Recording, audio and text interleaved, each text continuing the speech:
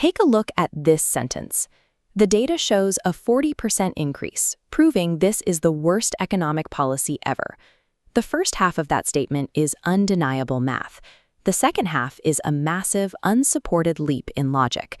When you read academic journals, authors constantly blend cold, hard numbers with their own personal interpretations. To read at a university level, you have to know how to untangle the two. We start by defining our baselines. The first is a fact.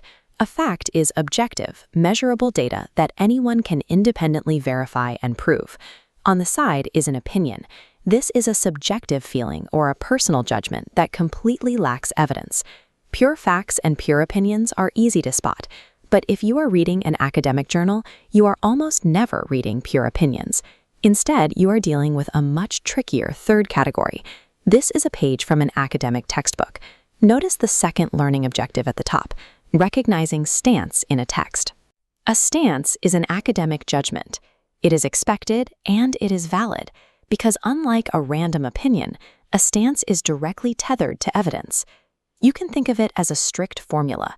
When an author combines a subjective evaluation with objective evidence, they produce an academic stance. This is often hidden in plain sight. Take the sentence, "While the 2D printer is standard, this new 3D model provides a highly effective solution for rapid prototyping." The technical capability of the printer is a fact, but the phrase highly effective solution is evaluative language.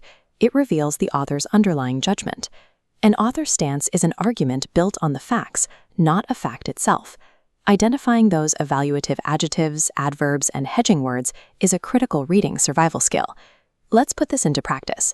Read this short paragraph about wind energy. Decide which sentence is a fact, opinion, or stance. Sentence 1 is a fact. It relies entirely on historical data without inserting judgment. Sentence 2 is an opinion.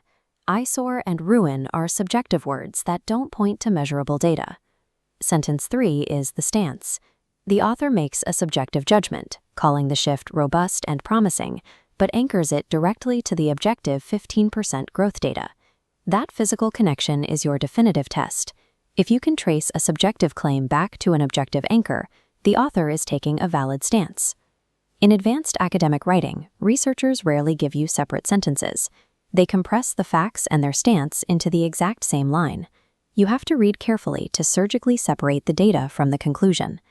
Mastering this separation gives you a specific advantage as a student. It allows you to completely agree with a researcher's factual data, while entirely disagreeing with their interpretation of it. Here is your final summary checklist. Memorize these 3 categories and keep an eye out for those evaluative words. The next time you open a journal article, keep this checklist active. Separate the raw data from the story the author is trying to tell, and decide for yourself what the numbers actually mean.